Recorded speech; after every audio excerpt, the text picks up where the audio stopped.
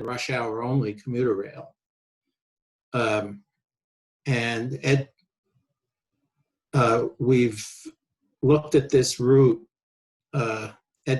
Ed Tennyson, for those who know of him, knew about it and proposed it some years ago before he died. And last year, we actually have been trying to sell this to a number of politicians.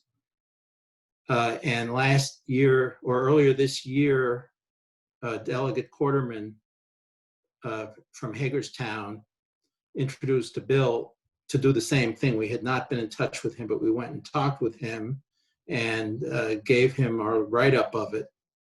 And he was very enthusiastic about this and introduced his bill, which unfortunately did not make it too far in the legislature this time. But it's one of the, there are, in the past, we think there have been some NIMBY issues. The part that's abandoned and would have to be rebuilt, pretty much the right-of-way is still there and still graded. And as far as we can tell, there are no buildings at all in the way. There's one section we weren't able to get to that may have a few houses in the way. But when we try to do a cost estimate, we come up with a number that's so low that it can't possibly be true. And kind of like the contingency is bigger than the total cost, because to lay a single track with passing lines through open country that's already graded, and there are already bridges for all the major roads that go over the right-of-way. So the only thing that seems to need more than a culvert would be a 400-foot trestle over Antietam Creek. And,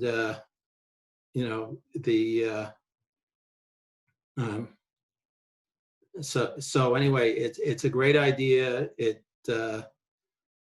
I'm sure there will be more problems coming up when you actually try to do it, but on the scale of rail construction, it's the Norfolk Light Rail and not the Purple Line or the Baltimore Red Line.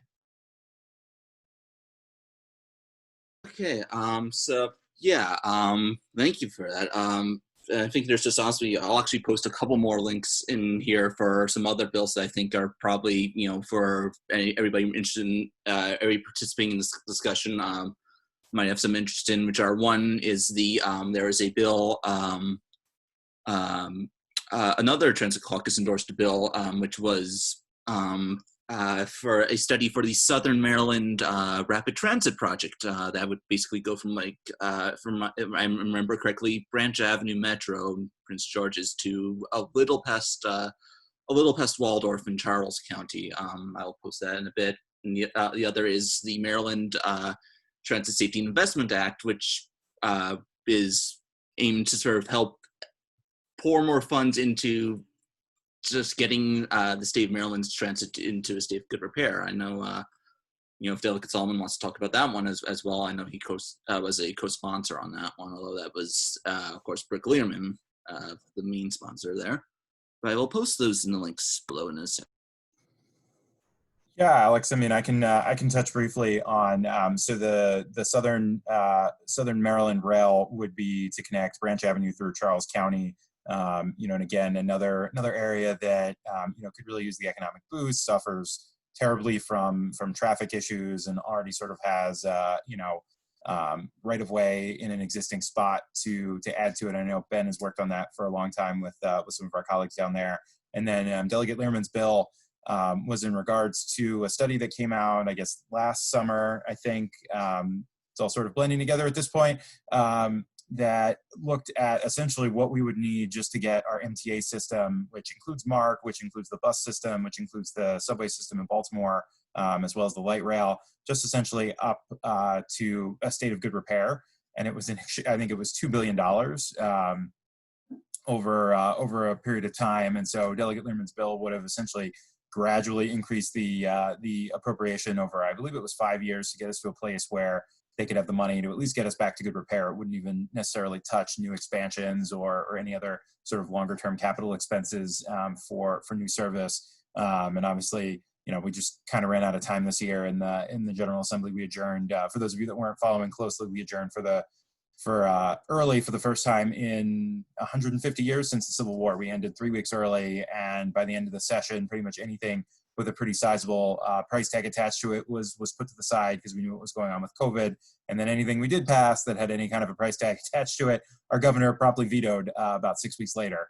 But that is still a priority for a lot of us. We have a lot of issues to deal with in terms of our transit and our transportation infrastructure.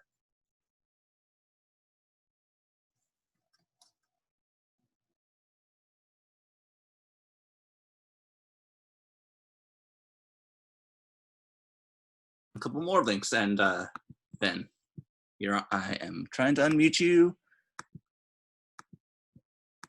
Okay, now I've unmuted myself. Yeah, I think I'm reacting to something that Alex Block said in the chat, which is extensions are fine, but MARC needs to work on the fundamentals of decent service. And the important thing to understand is really that to go a whole lot further on good service, you need major capital investments. For example, you need a third track on the Brunswick line. And as an example, the line to Hagerstown doesn't really work unless you have the third track for more service closer in. Absolutely, yeah. But the thing is that you need that vision because the Maryland legislature is a place where there's a lot of log rolling. And if you have a vision that serves counties with 85 or 90% of the state's population, you can go forward with a plan, and people want to be part of the plan. And I think they do understand that you can't do everything at once, but they want to be in line. And that's how you get the majority in the legislature. If Jared Solomon wants to react to that. Yeah, I mean, I think Ben's right. We're as I said in my opening statements, the executive in Maryland has a lot of authority over the stuff, and it's rare unless you have some sort of really big coalition or a big bill or a big idea for the legislature really to get involved in that kind of stuff. But I think there is more and more reflection, particularly among the newer, younger members. We have, I want to say, about an 80% turnover between the 2014 election and the 2018 election in our House of Delegates, and a similar turnover in the Senate.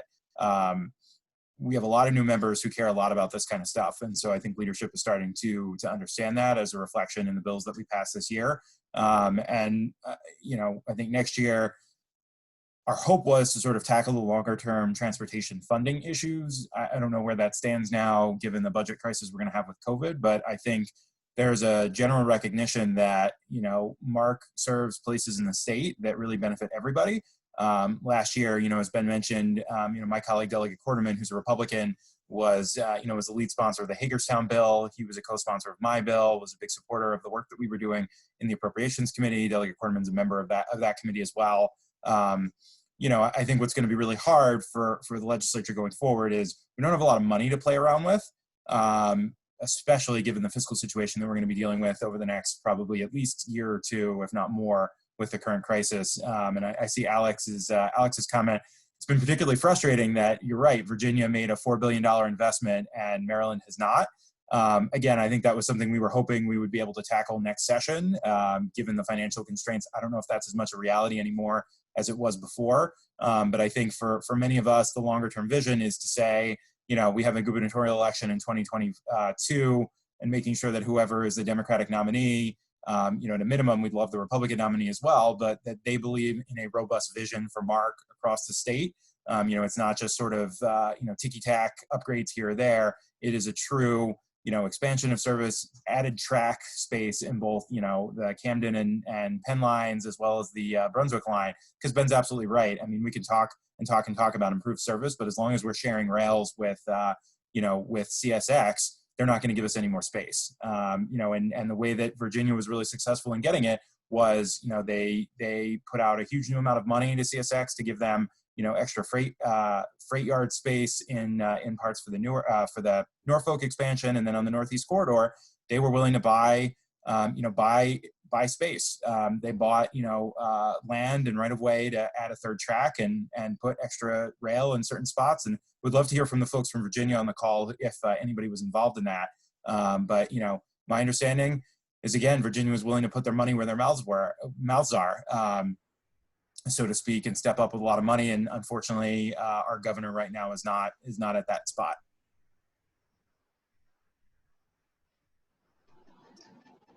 I am unmuting Dan, Michael Whelan, and if he's up for Michael Allen, since I think they can certainly speak to some of that. And I would also like to throw into the conversation, certainly something to think about is how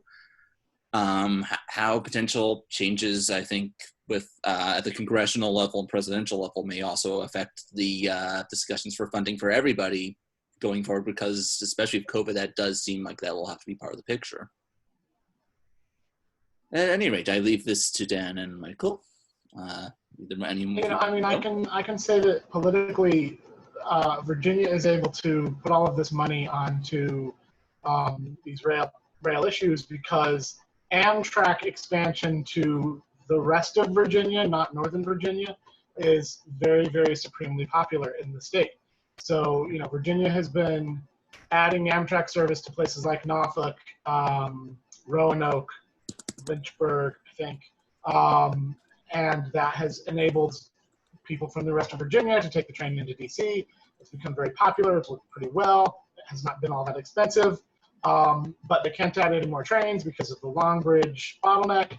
And so there's this very broad bipartisan support for expanding intercity or regional rail in Virginia, and that's enabled them to put a lot of money on it that they would not have been able to do if this were just seen as a Northern Virginia issue. Frankly, although the Long Bridge project is going to be, and the track purchase is going to be really wonderful for VRE, that's, as far as the state is concerned, I think kind of a side benefit. It's really the longer distance trains that serve the towns that are not in wealthy Northern Virginia that already gets everything it wants that has made that politically possible.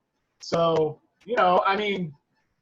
there could be a connection there to what Ben was saying about Hagerstown, and some of those other points in Maryland that may be worth discussing. And one thing I would just also add is that success builds on success, right? And failure builds on failure. So I was in the capital planning session earlier, and there were several planners from the MBTA in the session. And basically the big dig has so poisoned the well in Massachusetts that the voters just fundamentally do not trust that large infrastructure projects are possible in the Boston area. Whereas in Virginia, I'm pretty sure the Roanoke extension is one of only 4 Amtrak routes that's profitable on an operational basis, along with obviously the Northeast Corridor itself.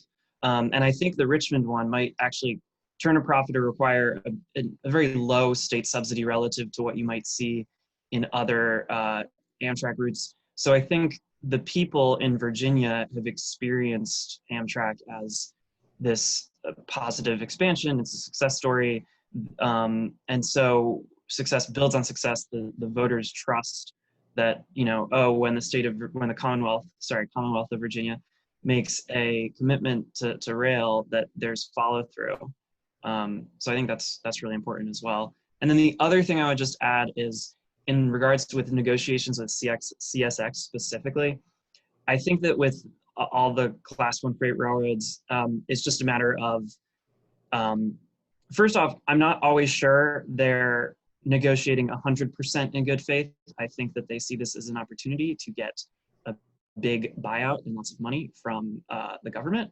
In particular, you see that with, the freight railroads who say stuff like, well, you can't do double stack freight under electric wires, which is false. You can just hang the wires up higher. So the first point about success building on success, and then the second point is just be wary of CSX saying this is completely impossible. You need to add a third track before we can do anything. Well, it might just be CSX being a capricious company. So to put it frank, thanks. It really does feel extremely true. It's certainly, obviously, there Maryland has had some issues, even had some issues, embarrassingly enough, with the Howard Street Tunnel. The dancing that had to go around with that. I mean, Delegate Solomon, if you want to talk about that, or also about I think it was, what was it, Alex Block's question about what can be done to level the playing field in terms of that action. Yeah, Michael, that's a great point about CSX, and something that a lot of my colleagues and I had frustrations with over this past session. As Alex mentioned, the Howard Street Tunnel, the state reached an agreement, and it wasn't 100% clear to me, and we've still never really gotten an answer from the Department of Transportation how much CSX will be making off of expanding the tunnel. And obviously, the response we always get from the administration is, well, allowing the Port of Baltimore to handle, so much more freight is just going to, dramatically increase jobs, and it's going to be such an economic boom. So what if the bulk of the cost, of the tunnel expansion is going to fall on either the state, the city, or the federal government?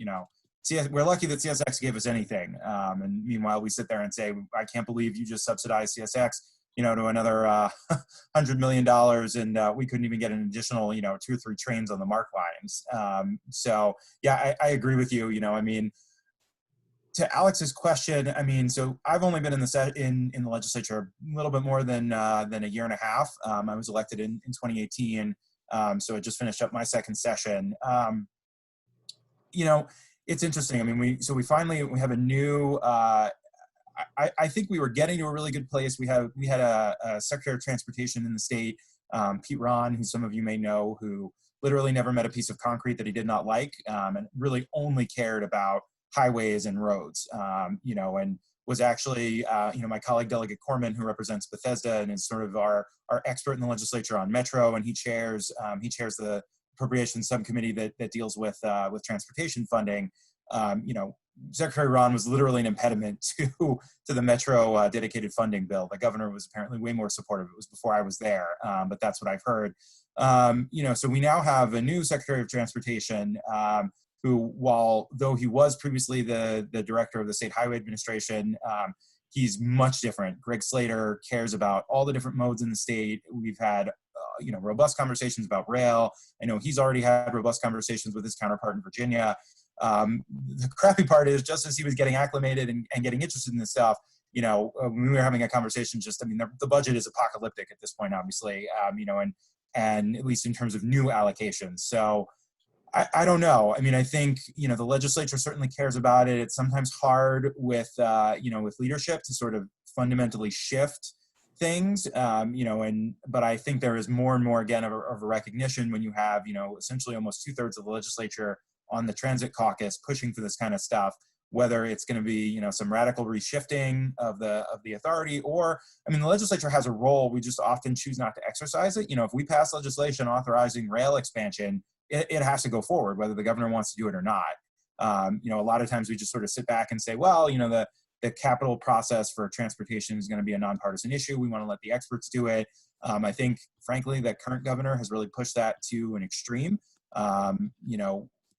I think we're getting to a point with a lot of the pieces in our budget. We passed an amendment to the Constitution that's actually going to be on the ballot this year to radically restructure the role that the legislature is going to play in the budget. We also have really the only system in the country where the executive basically gets to determine the entire budget. The legislature can cut things, but we can't actually add money to the budget. We can fence money off, but the governor is not actually required to spend it. He can allow it to just default back to the general fund. Last year, the governor allowed, I think, almost $250 million or more worth of funding that we had fenced off. That again was passed in a bipartisan fashion by both chambers in the budget. He allowed it just to go back to the general fund. And so I think this past session, people sort of reached a boiling point where they're like, the legislature has to have some sort of a role in this. If you're not going to follow the norms that we've had, then we're going to rewrite it. I hope that we see an improvement with the transportation piece. I think, you know, I've talked with leadership and I'm excited. I think we'll have a good opportunity to override the veto on my bill. That was again widely supported. You know, it was unanimous in the Senate, partially because of the end of the session, but we got 120 votes out of 141 in the chamber in the House, which was pretty good. Again, really bipartisan. So hopefully, you know, we're getting to a point where in the legislature, if the governor's not going to do it, we're just going to go around him. And again, hopefully the next governor will feel quite differently about rail expansion. Right. Actually, it's before I switch to the next speaker, I did want to ask you if I'm remembering correctly, and please do correct me honest if I'm wrong, because you know way more than I. There is, I understand, a sort of a charter amendment of sorts. I think that will be going to the state ballot in November that would deal with a little bit of this. Would that have any effect on, for example, transit budgeting, among others? Yeah, so I mentioned it briefly. So it's probably way more budget detail than some of you you want to know. But as I mentioned, so the governor in Maryland proposes the budget, and we in the General Assembly basically can shift some of the money around. We can cut the proposed funding that the governor spends. We can create what's called a BRFA, a Budget Reconciliation Finance Act, which is essentially a separate piece of legislation that the governor actually cannot veto, but that has to go through the legislature, and it's a separate bill to sort of enable mandated funding. And what happens is, because we can't add new money to the budget, those mandates get funded year after year after year, and it sort of becomes an impediment to spending other money. And so what we did was, there's been a ballot initiative that's been going, you know, give or take, for probably about 10 or 15 years, and we finally passed it this year, that basically would give the legislature the ability to, like on Capitol Hill, actually add money to the budget. We couldn't go over the overall amount that the governor proposes. So if the governor proposed a budget of $40 billion, we could not spend $40.1 billion. We would have to only spend 40, but we could actually sift money around. So if he put, you know, $1 billion into highway expansion, we could take $500 million out and put it into rail. Right now, under the current system that we have, we could take that $500 million out of the money for highways, and we could say this money can only be spent on rail expansion. And the governor has two choices. He can either spend it on rail expansion, or he can just allow it to go back to the general fund. And essentially that's what he's done over the past really 6 years or so. He very rarely takes any money that we fenced off and actually spend it in the place that we have told him to spend it.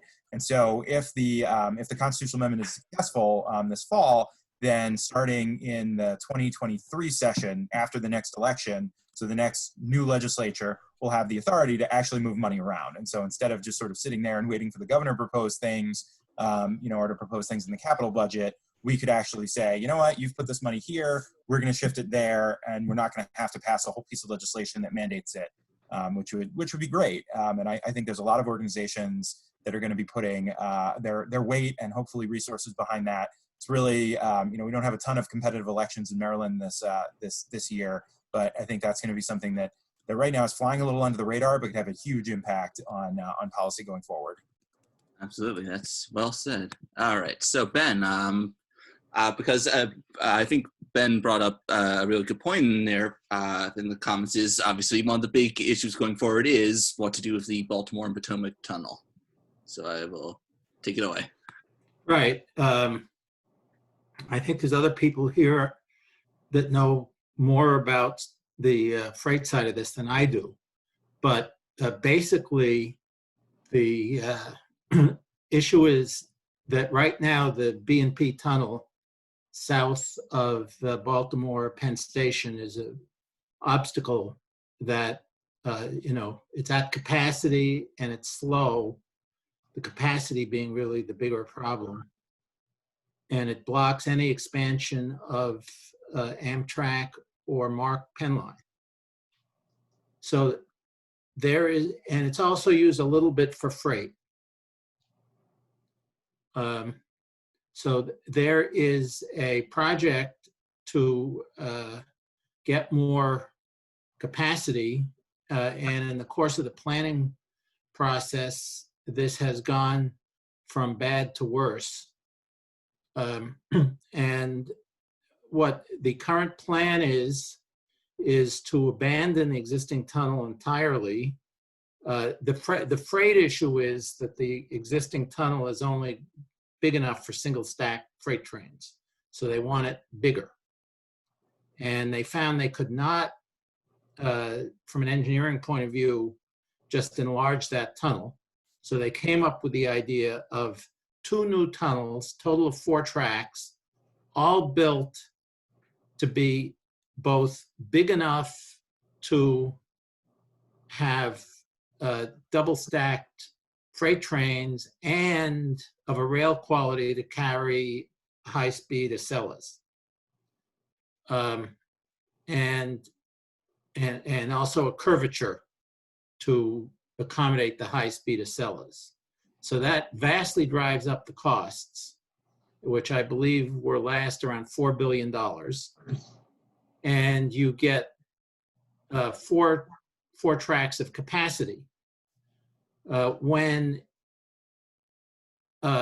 you don't need the diameter for the Acellas, and you don't need the track quality or curvature for freight, and you don't need either for MARC.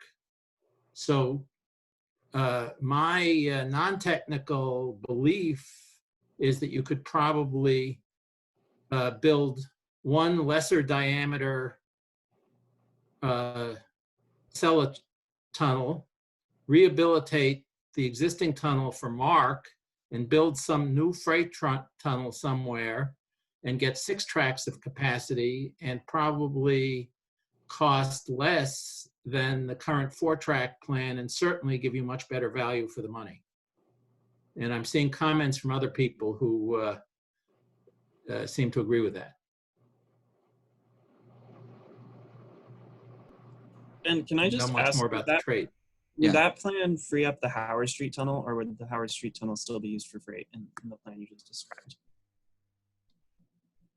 I think one is Norfolk Southern and the other is CSX. Yeah, Norfolk Southern. Is that correct?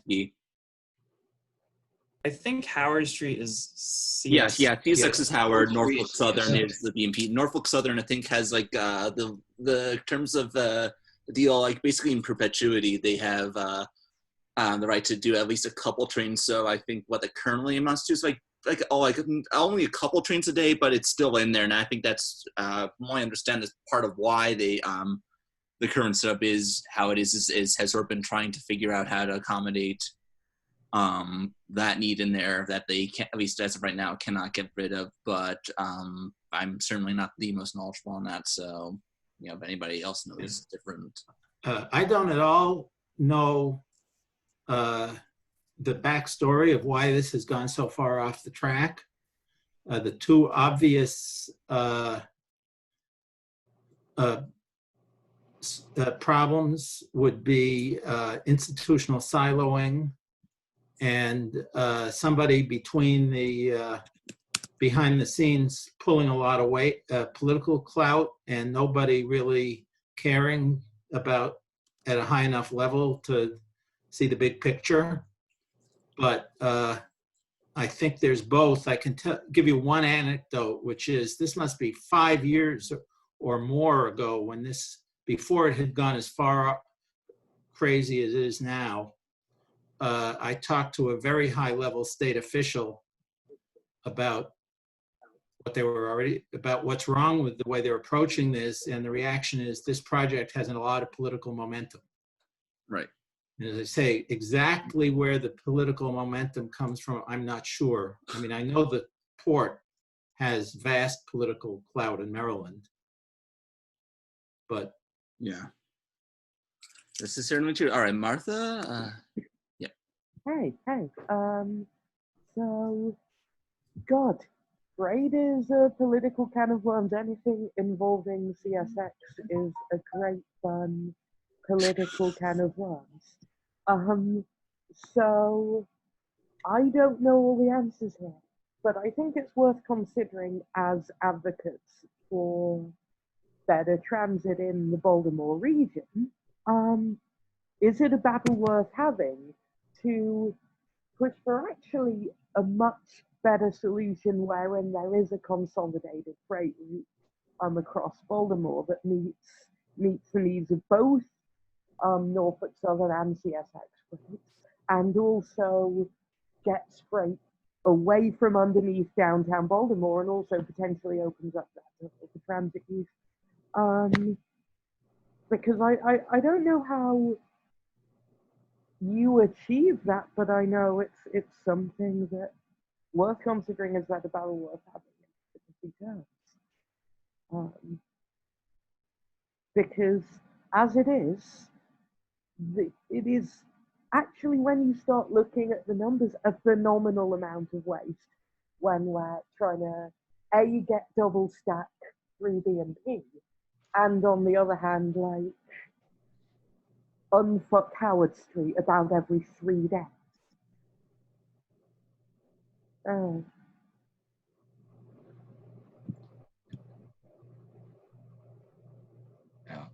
Several Michael? years. Yeah, Michael. Sorry.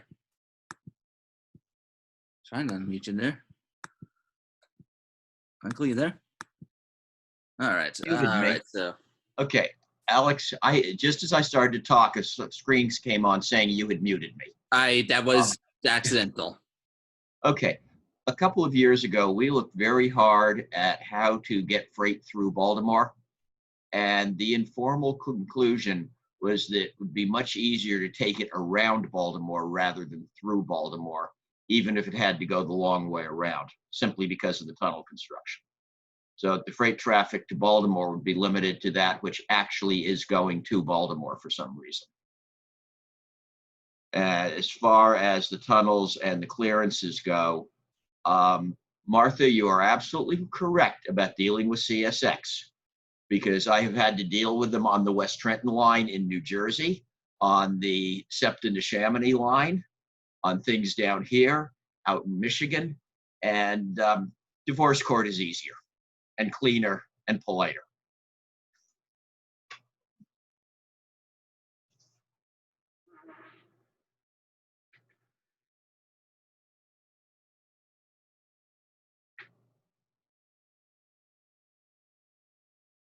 And now it looks like my speaker has gone dead.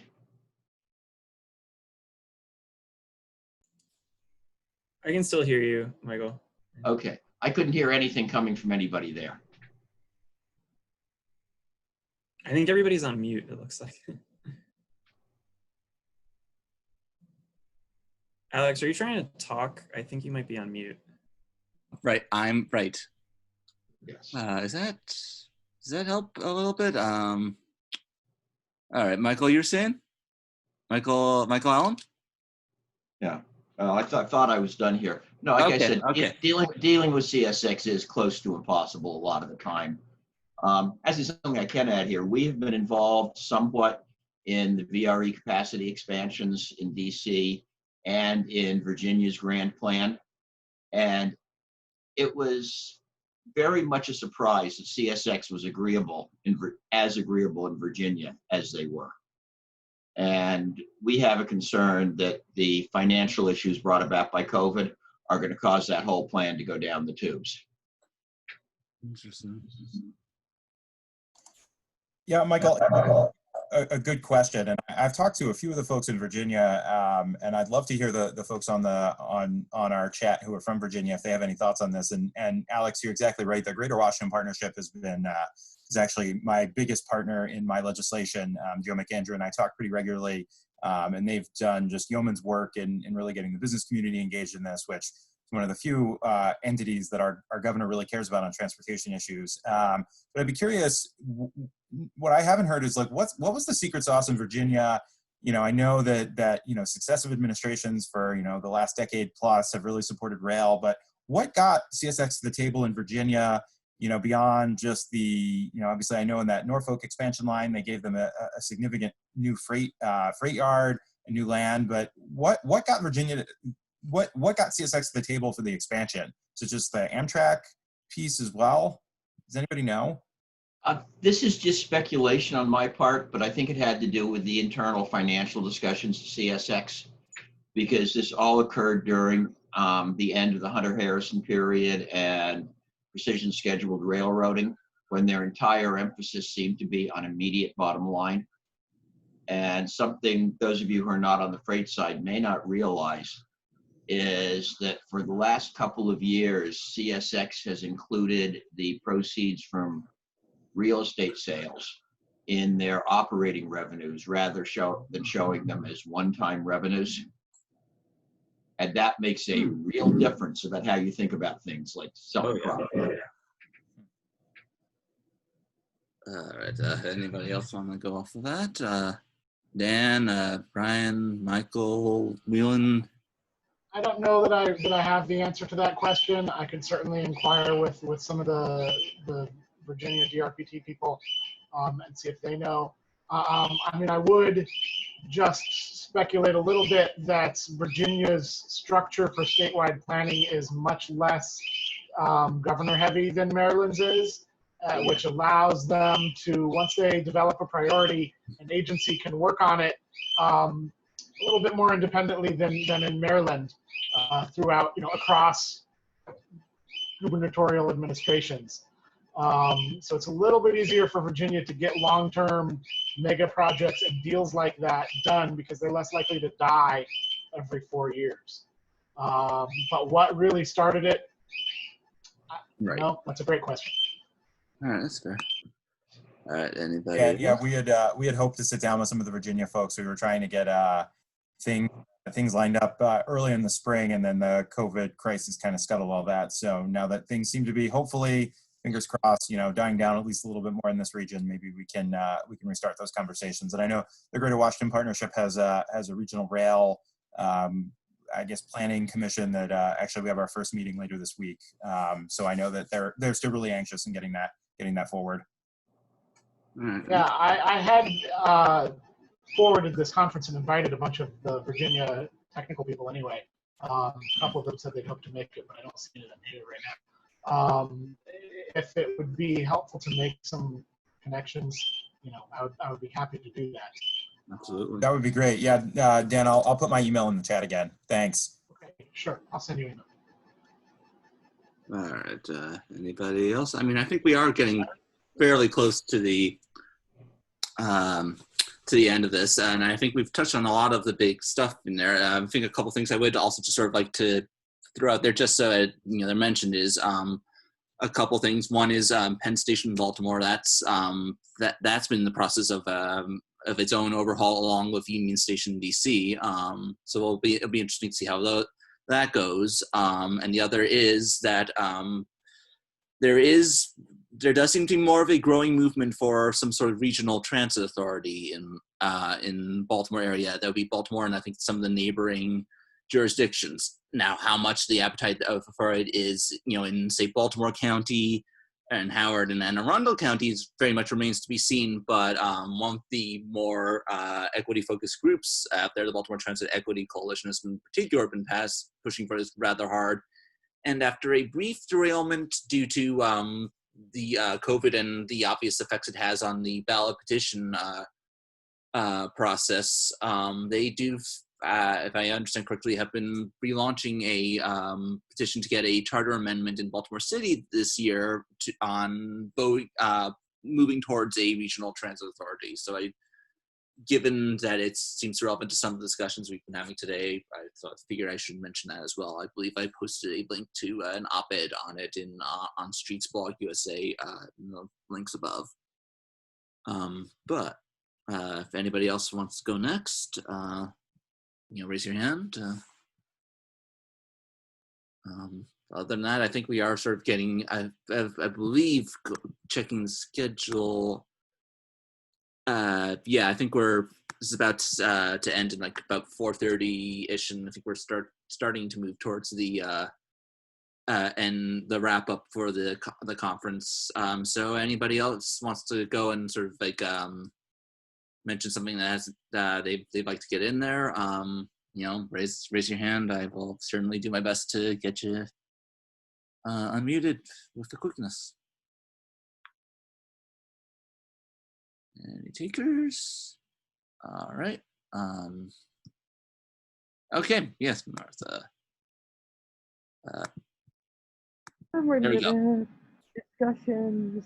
Yes, that's also a good We've point. had some people in Philly who have involved talking about the fair integration between their regional rail system and their city transport division there around Philadelphia. And this is a discussion that I'm not seeing so much. But that issue of the fact MARC trains and then urban transit in Baltimore aren't seeing free transfers. You get that bus travel with a weekly, monthly pass. People actually paying single fares get absolutely no free transfer or even discounted transfer. I think it's a thing where actually something I hope gets into the Baltimore area discussion at some point. Mm-hmm. That's adding a lot of cost to certain trips, and that's particularly going to be an equity issue. Anything where you get a lot better value as a pass holder compared to someone who travels relatively irregularly and is buying single fare. Right. Any takers there? Anybody else want to sort of build on that, or? All right. And I also see, actually, I'm going to mute you for this. Yuri mentioned metro issues, which I think is also a good thing to discuss there.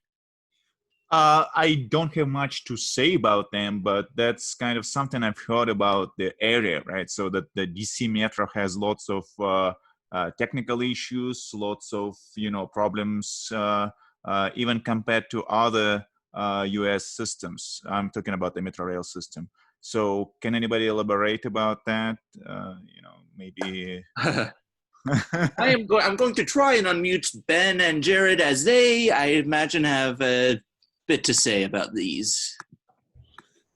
Oh, did I? Yeah, there we go.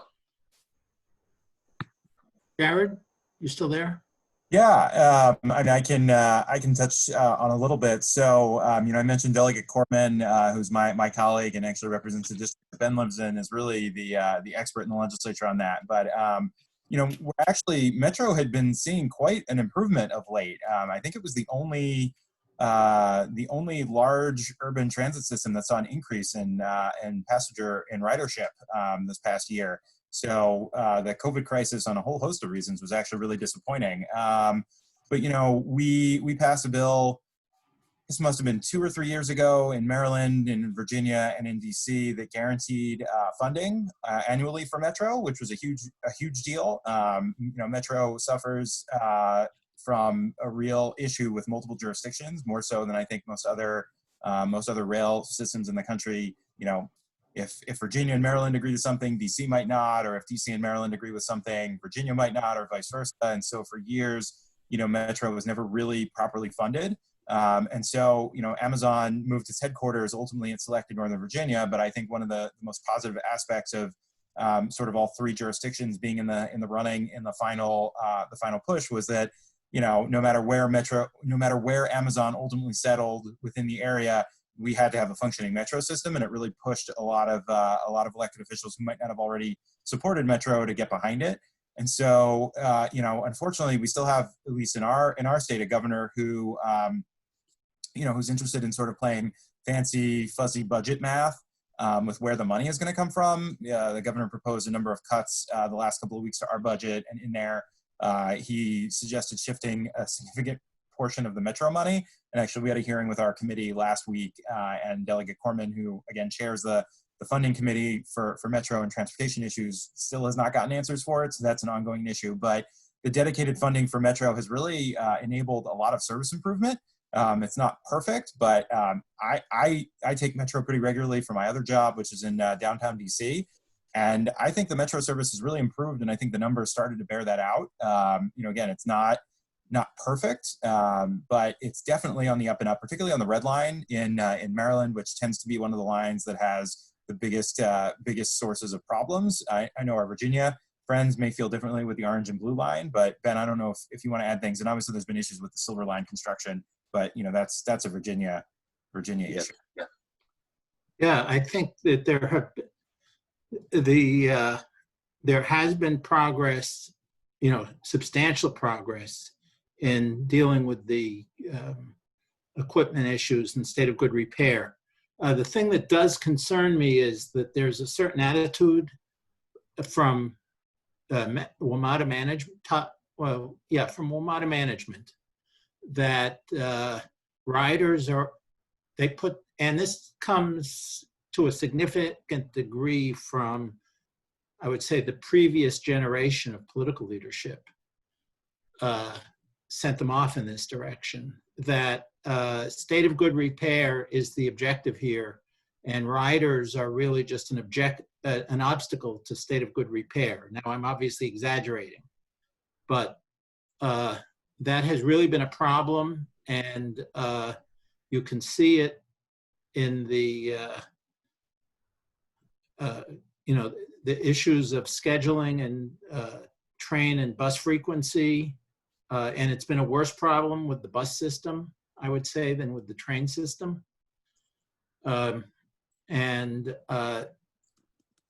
lack of interest really in planning for not just the return to good repair and a level of ridership somewhere close to what we had before, but for a ridership that grows, which is clearly the needs of the metropolitan area. Absolutely. All right.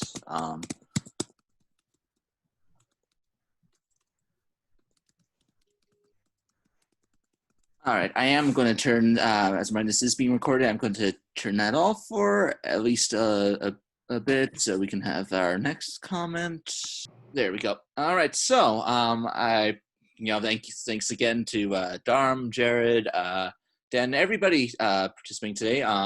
If there's anything else anybody would like to add it now.